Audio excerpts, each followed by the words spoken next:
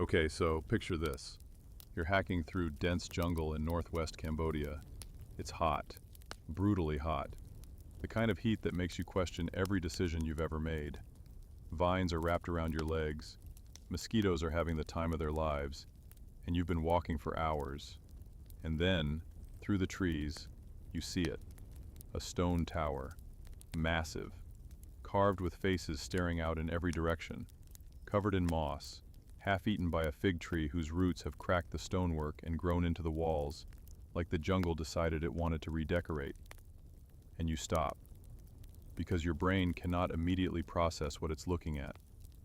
This isn't a ruin in the normal sense. This isn't a crumbled wall or a broken column.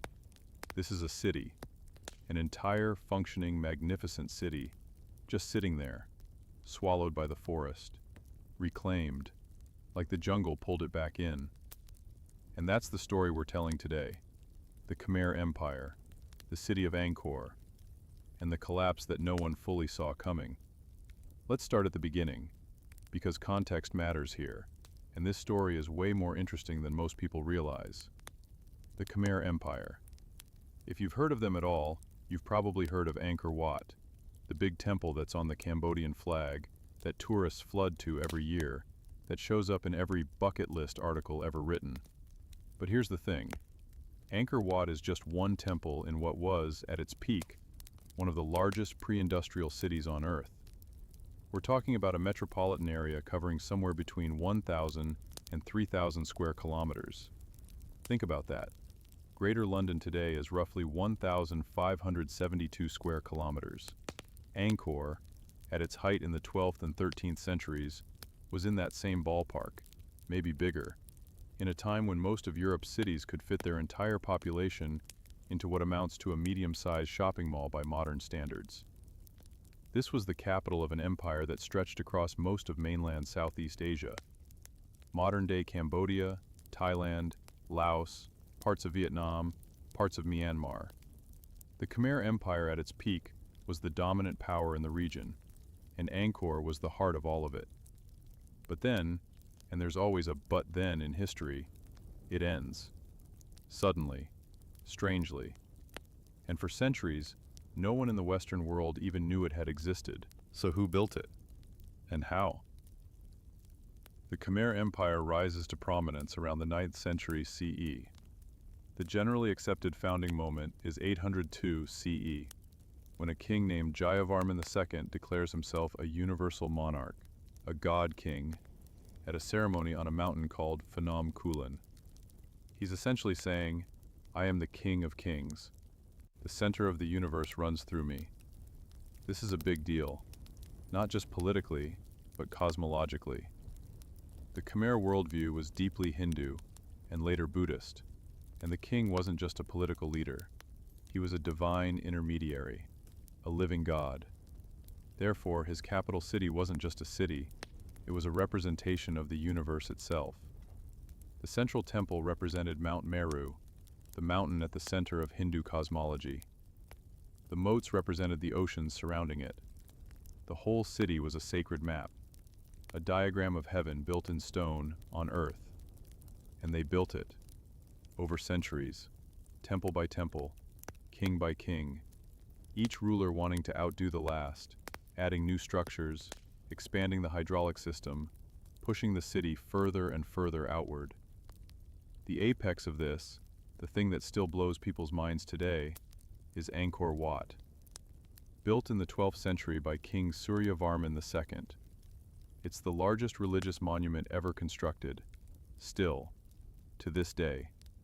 Nothing humans have ever built for religious purposes is bigger than Angkor Wat by footprint. It covers around 400 acres. The outer wall alone is nearly a mile long on each side, and it was built without the wheel, without iron tools in any meaningful quantity, without cranes or pulleys or any of the things we associate with construction. It was built with sandstone blocks, some weighing up to 8 tons, that were quarried from mountains 25 miles away, floated down rivers on rafts, and then hauled by elephants and tens of thousands of workers to the site. One study estimated that Angkor Wat required around 5 million tons of sandstone. 5 million.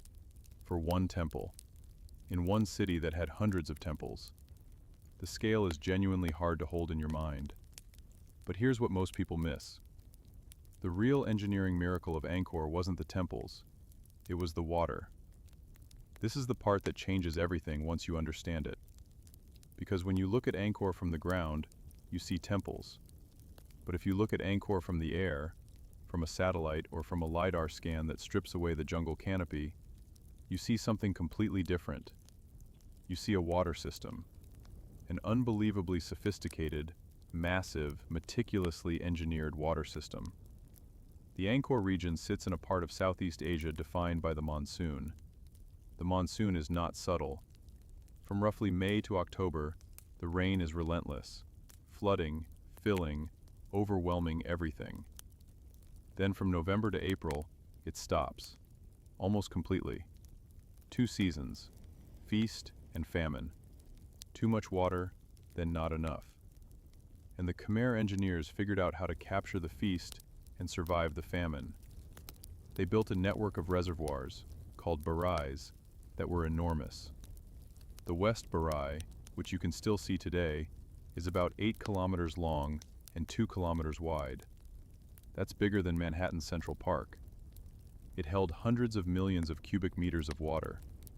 And there were multiple barais, connected by channels, feeding into smaller tanks, which fed into irrigation canals, which fed the rice paddies surrounding the city.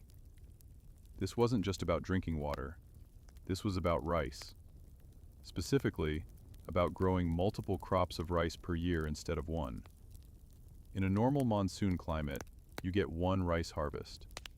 With a sophisticated enough irrigation system, you can potentially get 2 or 3. Therefore, a population that the land would normally support at one level could be supported at 2 or 3 times that level. You multiply the food supply, you multiply the population. You multiply the population, you multiply the labor force. You multiply the labor force, you can build more temples, field more armies, expand your empire further. The water system was the engine that powered everything. The temples are what we remember, but the hydraulics are why it was possible. At its peak, researchers estimate Angkor may have supported somewhere between 500,000 and 1 million people, possibly more. Some estimates go higher. It's genuinely hard to know. But we're talking about a city that was among the most densely populated places on Earth at the time. Okay, so we've established that this place was extraordinary. Now let's talk about how it fell apart, because this is where it gets really interesting. For a long time, like embarrassingly recently in academic terms, the standard explanation for why Angkor was abandoned was basically the Thai kingdoms attacked, the Khmer got beaten, they moved their capital south to Phnom Penh, the end. And that's partially true, but it's so incomplete that it's almost misleading. It's like explaining the fall of Rome by saying some Germanic tribes showed up. Technically accurate, deeply insufficient. Because what researchers have discovered over the last 30 years, and especially in the last 15 years, as LiDAR technology allowed them to map beneath the jungle canopy for the first time, is that Angkor's collapse was way more complicated and way more interesting. It was a system collapse, multiple systems failing at the same time, each one making the others worse, in a cascading sequence that the people living through it probably couldn't fully understand while it was happening. And at the center of it all, the thing that made everything else worse, was the climate. Here's what happened. The 13th and 14th centuries were a period of major climatic instability across Southeast Asia. Researchers have spent years reconstructing what the climate looked like during this period, using tree rings from ancient trees, sediment cores from lake beds, coral records, historical chronicles, and what they've found is striking. There were prolonged droughts. Not just dry seasons, multi-year droughts, sometimes a decade or longer, during which the monsoon either failed to arrive at full strength or was dramatically reduced. These droughts were followed by periods of intense, violent flooding. mega monsoons that swung to the opposite extreme. Now, remember that beautiful, elegant, sophisticated water system we talked about? The one that the entire civilization depended on? That system was engineered for a specific hydrological regime. It was designed around the normal monsoon pattern. Fill up during the wet season. Release slowly during the dry season. Repeat. Predictable inputs, predictable outputs. But then the inputs stopped being predictable. A decade-long drought means the barrages don't fill. They can't fill. There isn't enough rain. So the irrigation canals run dry. So the rice paddies don't get water. So the second and third harvests fail. So the food supply drops. So the population, which had grown to potentially 1 million people precisely because the water system made it possible to feed 1 million people, suddenly has way less food than it needs. But then, after the drought, the mega monsoon comes. And it doesn't just come gently, it comes with violence. And what does violent, massive flooding do to a hydraulic system that was already stressed and partially derelict from years of reduced maintenance? It breaks it. Completely.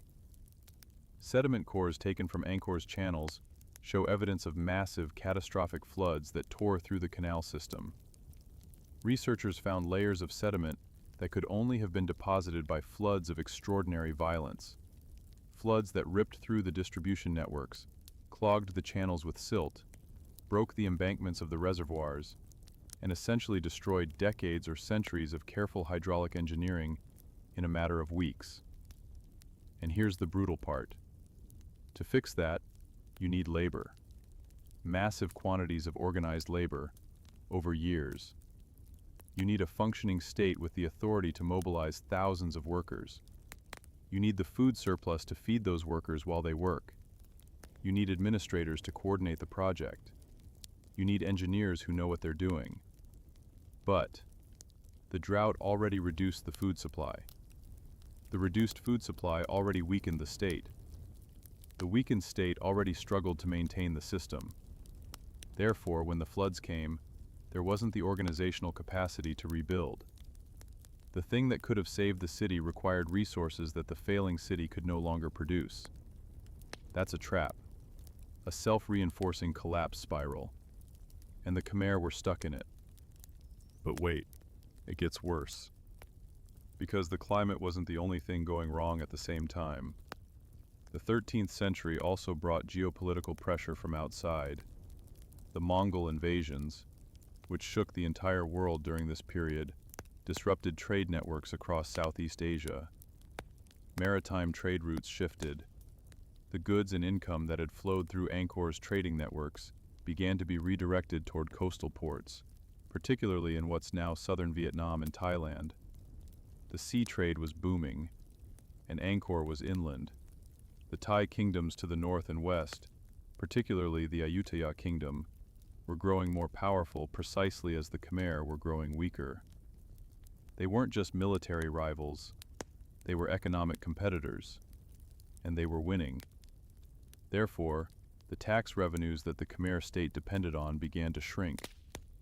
The tributary states that had sent resources and labor to Angkor began to assert more independence. The empire that had stretched across mainland Southeast Asia began to contract. And inside the city, things were getting complicated too. Because here's something that doesn't get talked about enough. The Khmer Empire went through a major religious transformation during this period. From predominantly Hindu to predominantly Buddhist, specifically Theravada Buddhism. This sounds like an internal doctrinal thing, but it had massive practical consequences. The whole system of the God King, the idea that the king was a divine being at the center of the cosmic order, was deeply Hindu. It was the ideological foundation that justified the mobilization of thousands of workers to build temples for the king's glory. It was the reason people accepted that the state could extract enormous amounts of labor and resources. Theravada Buddhism had a very different conception of the world. It emphasized individual spiritual practice, local community, monasteries. It wasn't organized around a divine king at the center. Therefore, gradually over decades, the ideological glue that had held the whole system together started to dissolve. The God King became just a king, a powerful one, but a mortal one, and that shift mattered. So you've got climate instability, you've got a broken hydraulic system, you've got shrinking revenues and a contracting empire. You've got ideological transformation, you've got military pressure. Any one of those things is a serious problem.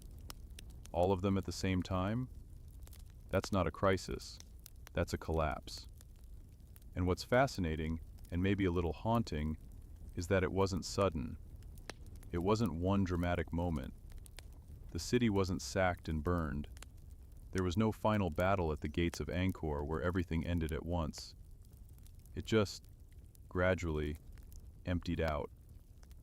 Over the 14th and 15th centuries, the population of Angkor declined. Slowly at first, then faster. People moved south toward the coast, toward Phnom Penh, which was becoming the new center of power. The capital was officially moved to Phnom Penh in the mid-15th century. But even before that, the city had been losing people for generations. Think about what that looks like on the ground. A neighborhood that had 10,000 people in it now has 8,000. Then 6. Then 3. The market stalls that used to be crowded start having empty spaces. The canal that used to be maintained every year goes a season without repair. Then 2 seasons. Then 5. Silt builds up. It gets clogged. The water stops flowing. The farmers who depended on that canal move away. The people who fed the farmers have no one to feed. They move too. And the jungle, which is always there, always pushing, always looking for an opening, starts coming in. A fig tree drops a seed on top of a temple wall. Nobody removes it. The seed germinates. The roots find cracks in the stone. 10 years later, those roots are inside the wall. 20 years later, the tree is as big as the wall. 50 years later, you can't tell where the tree ends and the temple begins. The forest reclaims the streets. Vines cover the galleries. Animals make homes in the towers. The whole city, the city that took centuries to build, that housed 1 million people, that was the beating heart of an empire, goes quiet, and the jungle swallows it. For centuries, no one from the outside world knew any of this had happened. Local Cambodian people knew. There were always communities living near Angkor, maintaining some of the temples, particularly Angkor Wat, which never fully stopped being a functioning religious site. Buddhist monks lived there. Pilgrims came. It was never completely forgotten by the people whose ancestors had built it. But to the wider world? To Europe? To China? To the Arab world? Angkor had effectively vanished. And then in 1860, a French naturalist named Henri Mouot stumbled into the jungle looking for butterflies. I'm serious, he was genuinely there for butterflies, and came out with sketches of temples unlike anything he'd seen. He published them, and the Western world lost its mind. Now, here's where I want to push back on a narrative that's persisted way too long. Because the popular story, the one that got repeated in newspapers, in travel writing, in movies, was that Mouhot discovered Angkor. Like the place had been sitting there invisible and unknown until a Frenchman showed up. That's nonsense. And it's an annoying kind of nonsense. Angkor Wat had been mentioned in Chinese records centuries earlier. Portuguese travelers had written about visiting it in the 16th century. The local people never lost knowledge of it. It wasn't discovered. It was introduced to a European audience that had never heard of it. But Mouhot's accounts did trigger a wave of serious scholarly interest. The French, who were establishing colonial control over Cambodia, began systematic archaeological work. The École Française d'Extrême-Orient spent decades mapping, cataloging, and partially restoring the temples. Much of what we know about Angkor's architectural history comes from that French colonial-era scholarship, which is itself complicated, because colonial archaeology was often as much about asserting imperial prestige as it was about knowledge. The full picture of Angkor, the one that includes the hydraulic system, the true extent of the city, the complexity of the collapse, that came much later. Most of it in the last 30 years. And some of it is still being figured out right now. The LiDAR revolution. This is one of my favorite things to talk about, because it completely changed what we know about Angkor. LiDAR, light detection and ranging, is a technology that uses laser pulses to map terrain. You fly a plane over an area, fire lasers at the ground, measure how long they take to bounce back, and build an extremely precise three-dimensional map of the surface below. And the key thing, the thing that makes it transformative for archaeology, is that you can strip the vegetation out of the data. You can mathematically remove the jungle canopy and see what's underneath. When researchers did this over the Angkor region starting around 2012, they found things that nobody expected. The city was even bigger than anyone had thought. There were neighborhoods, roads, water management features, and outlying settlements stretching across an area far larger than the dense ceremonial core that everyone knew about. There were low-density urban suburbs spreading out in all directions. There were also signs, clearly visible in the LiDAR data, of the hydraulic system's final failure. You could see where the channels had been breached, where the embankments had given way. The physical scars of the flood damage were still there, frozen in the landscape, visible from the air with enough resolution to read them like a text. And that's ongoing. There are LiDAR surveys being done right now that continue to reveal new structures, new features, new questions. Angkor is still giving up its secrets. So what does all of this mean?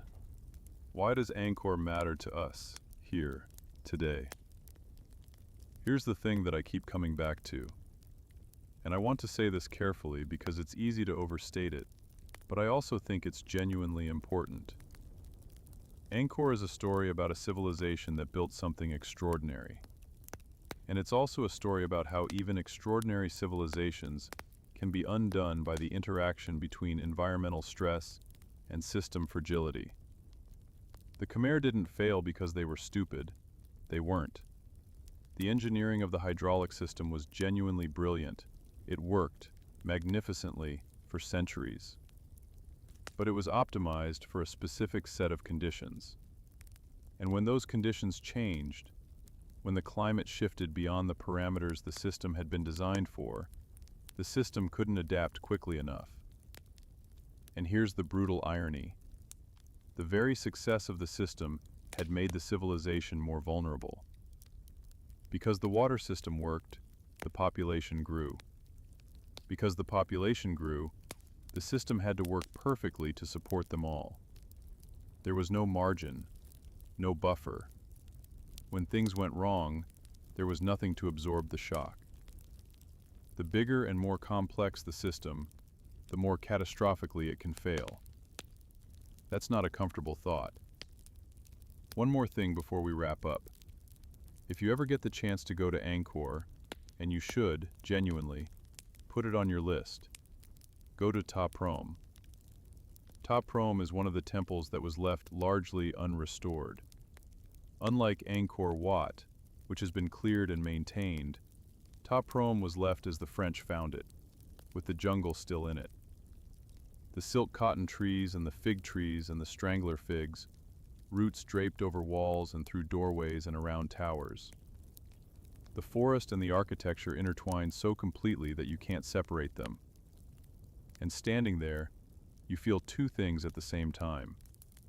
First, awe, because it's one of the most beautiful things you'll ever see in your life. This ancient carved stone covered in life. This collision of human ambition and natural force, both of them magnificent, both of them overwhelming. But then, standing there, you feel something else, something quieter. You feel the weight of time. Because this city was built by people who were certain of their permanence. The God King at the center of the universe, the empire stretching to the horizon, the stone temples that would last forever, monuments to power so complete it could reshape rivers. And the jungle doesn't care about any of that. The jungle is patient. The jungle waits. And then, the jungle comes back. Angkor Wat is still the largest religious monument ever built. The Khmer Empire was one of the great civilizations of the ancient world. What they built, what they imagined and engineered and carved, is extraordinary by any measure.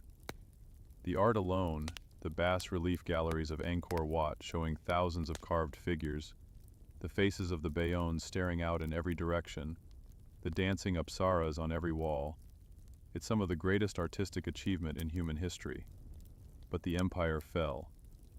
Not because of one thing, not because of one bad decision or one terrible king or one enemy army. It fell because the climate shifted, because the system that everything depended on couldn't handle the shift, because the organizational capacity needed to fix the system required resources the failing system could no longer produce. Because military pressure came from outside at exactly the moment the empire was least equipped to handle it. Because the ideology that had held everything together was quietly changing. Because all of these things happened at the same time, feeding each other, accelerating each other. And the people, the million people, or however many there were, did what people do. They adapted. They moved. They found somewhere else to live. They carried their culture and their language and their traditions and their faith with them. Cambodia today is still culturally connected to the Khmer Empire. The language is Khmer. Angkor Wat is on the flag. The empire fell. The people survived. The temples remained, half swallowed by the jungle, waiting for someone to come find them. And in 1860, a Frenchman looking for butterflies walked through the trees and looked up and saw a stone face staring back at him from the canopy. And the world found out what the jungle had been keeping. That's Angkor. That's the jungle that swallowed an empire. Thanks for watching.